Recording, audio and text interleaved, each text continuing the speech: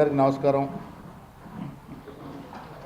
DCC అధ్యక్షుడు నగేష్ రెడ్డితో పాటు మా సీనియర్ కాంగ్రెస్ నాయకులందరం కలిసి మేము ముందుకు వచ్చాం. టీఆర్ఎస్ నాయకులు హరీష్ రావు గారు కానీ కేటీఆర్ గారు కానీ 10 ఏళ్ల కాలంలో వారు చేసిన తప్పిదాలు ఒకటొకటిగా బయటకు వస్తూ ఉంటే నొప్పిలేసి వారు చేసిన తప్పిదాల మీద చర్యలు నోటీసులు పోతే దాన్ని మళ్లించడానికి రకరకాల ఆరోపణలతో ముందుకు వస్తూ ఉన్నారు. వారు చేస్తున్న ఆరోపణలు ఏదైనా పస ఉంటే మేము చర్చకు సిద్ధమనే మాట చాలా సందర్భంగా ఇప్పుడు కూడా చెప్తా ఉన్నాం. ముఖ్యంగా సింగరేణి కాలనీస్ విషయంలో జరిగినటువంటి టెండర్స్లో సుజన్ రెడ్డి గారికి ఏదో ఒక రకంగా లబ్ధి చేకూర్చే ప్రయత్నము కాంగ్రెస్ ప్రభుత్వం చేస్తున్నారని ఒక పసలేని ఆరోపణ చేస్తూ ఉన్నారు. మీ ద్వారా తెలంగాణ ప్రజలకు తెలియాల్సింది, సుజన్ రెడ్డి రేవంత్ రెడ్డి గారికి బంధువే కావచ్చు, కానీ చాలా కాలం నుంచి వారు కాంట్రాక్ట్స్లో ఉన్నారు. ఇవాళ కేటీఆర్ హరీష్ రావు గారు అయితే ఆరోపణ చేస్తూ ఉన్నారు.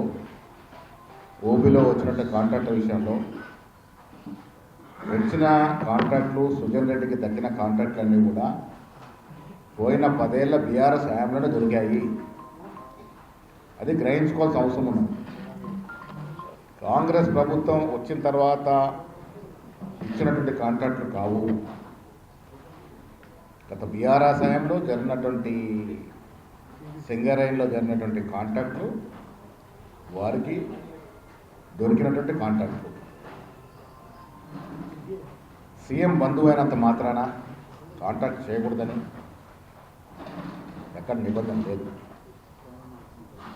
నిజంగా మీరు ఆరోపణలు చేస్తున్నట్టుగా దాంట్లో రొసుకులు ఉంటే, మీకు చిత్తశుద్ధిని వెలికి తీయదలుచుకుంటే రండి, మేము చర్చకు సిద్ధంగా ఉన్నాం. ఎక్సెస్ కోడ్ చేశారని మాట్లాడుతూ ఉన్నారు. నేను మీకు లిస్ట్ ఇస్తాను. 10 ఏళ్ల కాలంలో సింగరేణి కాలనీస్ జరిగినటువంటి కాంట్రాక్ట్లో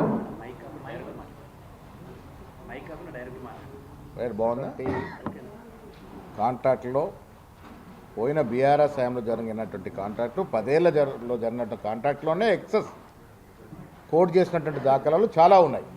నేను మీకు పేపర్ షీట్ మీద లిఖితపూర్వకం ఉన్నటువంటి డేటా ఇస్తాను మీకు. వారు ఆరోపిస్తున్నట్టుగా కాంగ్రెస్ హయాంలో జరిగినటువంటి టెండర్లో 4.5 మించి ఎక్కడ కూడా ఎక్సెస్ కొటేషన్ జరగలేదు.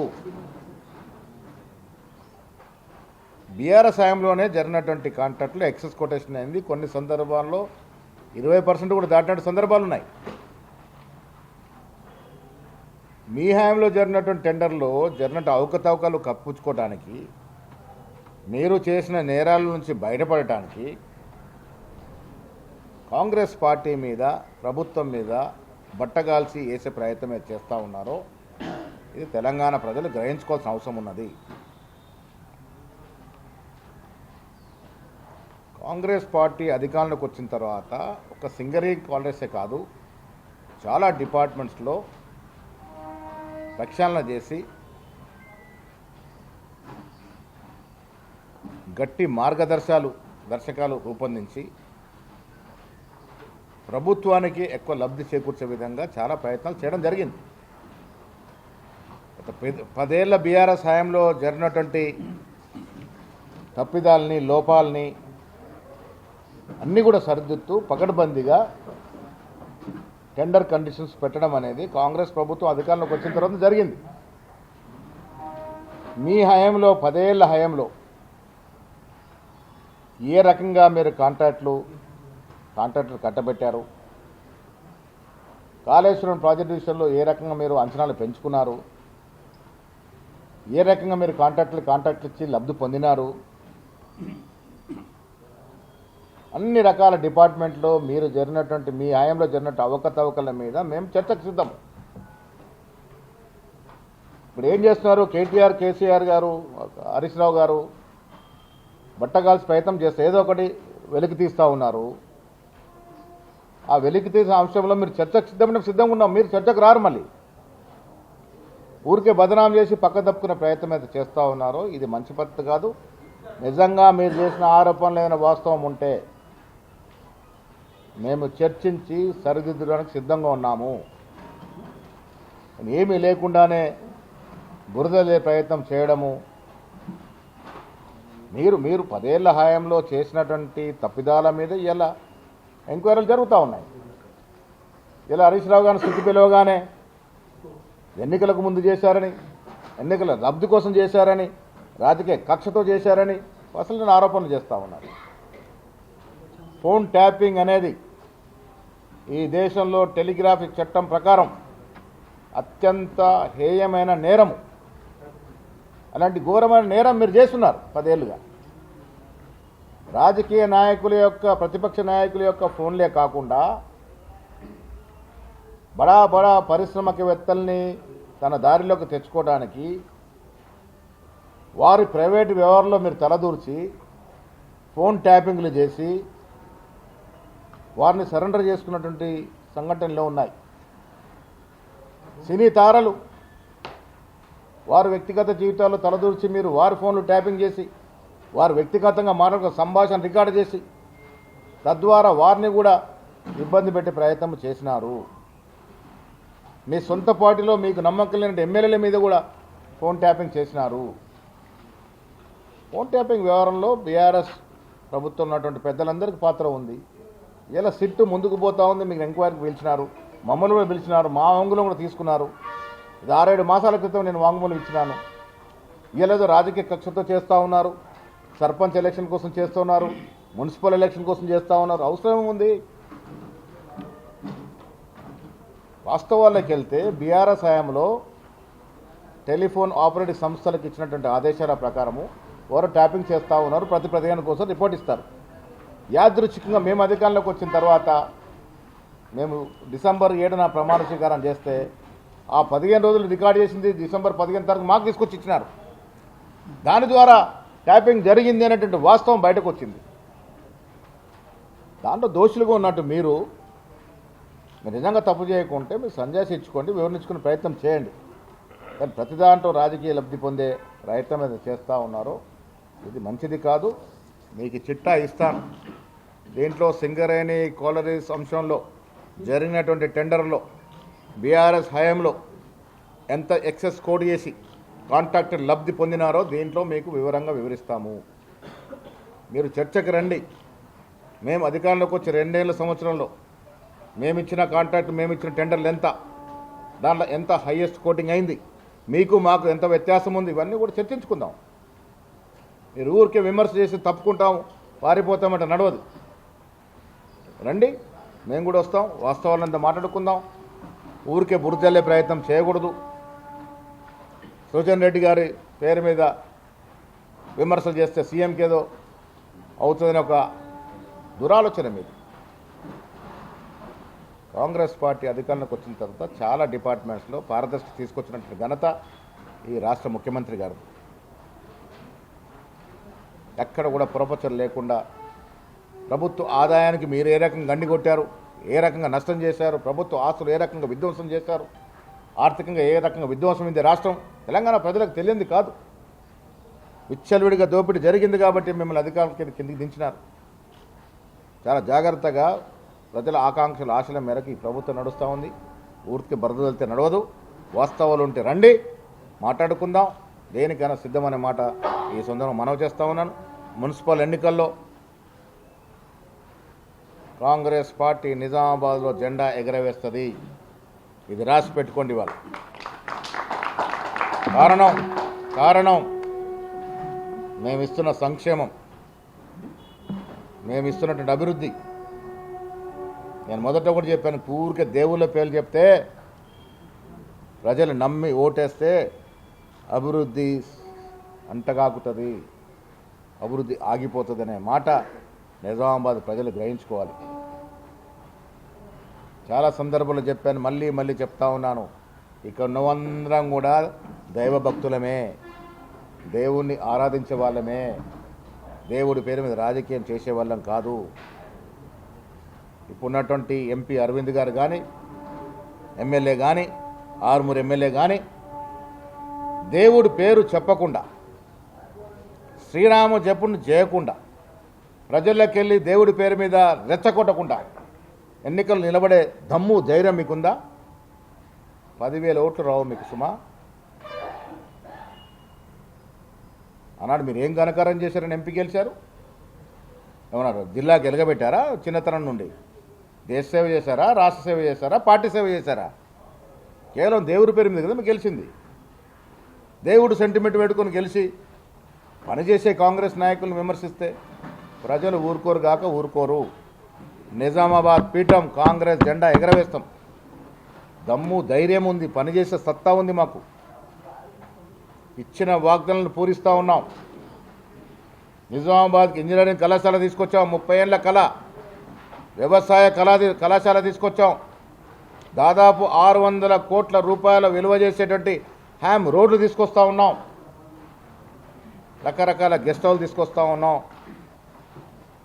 ఈ జిల్లాకి యూనివర్సిటీ తెచ్చిన ఘనత కాంగ్రెస్ పార్టీది. రాజశేఖర రెడ్డి గారి హయాంలో తెలంగాణ యూనివర్సిటీ వచ్చింది. బీఆర్ఎస్ కాల హయాంలో ఏదన్నా వచ్చిందా? మన బీఆర్ఎస్ నాయకులు ఇక్కడ గెలిచి ఏమన్నా తెచ్చారా జిల్లాకి? నిజామాబాద్ నగర ప్రజలు ఏమన్నా ఊరికే మోసపోయే ప్రజలా? విజ్ఞులు ఆలోచిస్తారు. ఎవరు జిల్లాకి పనిచేస్తున్నారు, ఎవరు సేవ చేస్తూ ఉన్నారు అన్ని గ్రహిస్తూ ఉన్నారు. ఏం తెచ్చారు మీరు? నిజామాబాద్ జిల్లాకి మెడికల్ కళాశాల తీసుకొచ్చిన ఘనత కాంగ్రెస్ పార్టీది. రాజశేఖర రెడ్డి గారు, రోషా గారు, కిరణ్ కుమార్ రెడ్డి గారు ముఖ్యమంత్రి ఉన్నప్పుడు మెడికల్ కళాశాల వచ్చింది. రాజశేఖర రెడ్డి గారు ముఖ్యమంత్రి ఉన్నప్పుడు తెలంగాణ యూనివర్సిటీ వచ్చింది. ఇలా రేవంత్ రెడ్డి గారు ముఖ్యమంత్రి ఉన్నప్పుడు అగ్రికల్చర్ కళాశాల వచ్చింది, ఇంజనీరింగ్ కళాశాల వచ్చింది, పాలిటెక్ కళాశాల ఆధునికరించాం. ఏం చేస్తారని ఓట్లు అడుగుతారు మీరు? అరే ఇలా బీదవారికి పనిచేస్తుంది కాంగ్రెస్ పార్టీ. సన్న బియ్యం ఒక చరిత్రాత్మక నిర్ణయం. పేదవాడి జీవితం చుట్టూ తిరిగే రేషన్ కార్డులు ఇస్తూ ఉన్నాం. అడిగిన ప్రతి పేదవాడికి రేషన్ కార్డు ఇస్తూ ఉన్నాం. రుణమాఫీ చేసాం రైతులకి, రైతు భరోసా ఇచ్చాం. ఉచితంగా 200 లోపు కరెంటు కాల్చుకుంటూ ఉచితంగా 0 బిల్లు ఇస్తూ ఉన్నాం. మహిళలు ఉచితంగా బస్సులు తిరిగే సౌకర్యం కలగజేసాం. వీటికి తోడు విద్య వైద్యం మీద ప్రత్యేక శ్రద్ధ పెట్టి ఇంటిగ్రేటెడ్ స్కూల్స్ ఇస్తూ ఉన్నాం. నిజామాబాద్ జిల్లాకి ఇంటిగ్రేటెడ్ కళాశాల రాబోతూ ఉంది. నిజామాబాద్ పట్టణానికి 25 ఎకరాల భూమి లేదని స్థానిక ఎమ్మెల్యే అడిగితే 10 ఎకరాలు కుదించి ఎగ్జామ్షన్ ఇచ్చినాం. అరే అభివృద్ధి చేసే పార్టీ కాంగ్రెస్ పార్టీ. నగర ప్రజలకు కావాల్సిందేంటి? నగర ప్రజలకు కావాల్సింది నగరం నలుమూలగా అభివృద్ధి చెందాలి. నిజామాబాద్ నగరం ఈ దేశంలో ఒక మేటి నగరంగా రావాలి. అన్ని దశల అభివృద్ధి జరగాలి. నిజామాబాద్ ప్రజలు కోరుకుంటుంది ఏంటి? వారి పిల్లల భవిష్యత్తు. రేపు వారి పిల్లలకి ఉద్యోగాలు రావాలి. ఉద్యోగాలు రావాలంటే ఎవరిస్తారు? ఏ పార్టీ ఇస్తుంది? కాంగ్రెస్ పార్టీ ఒక్కటే నిరుద్యోగ నిర్మూలన కోసం పనిచేస్తున్నటువంటి పార్టీ. జిల్లా పారిశ్రామికంగా వ్యవసాయపరంగా అభివృద్ధి చెందడమే కాకుండా నిజామాబాద్ పట్టణ పౌరులకి, నిజామాబాద్ జిల్లా పౌరులకి వారి పిల్లల భవిష్యత్తును కూడా చూసేటటువంటి సత్తా కాంగ్రెస్ పార్టీకే ఉంది. ఊరికే దేవుళ్ళ పేర్లు చెప్పి ఓట్లు అడిగితే ఓట్లు రాలవు.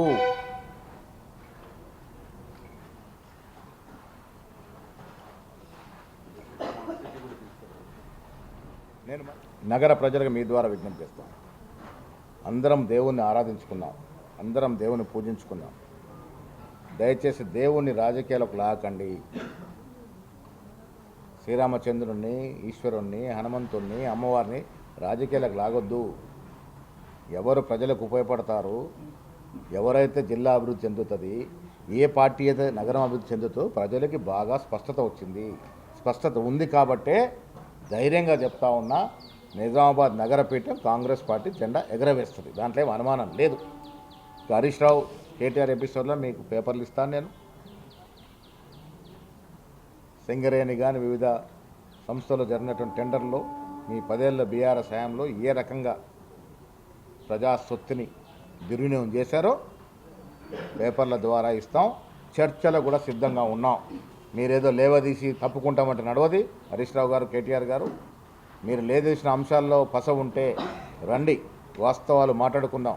మీ హయాంలో జరిగినటువంటి టెండర్లు, మా హయాంలో జరిగిన టెండర్లు అన్నీ కూడా చర్చించుకుందాం.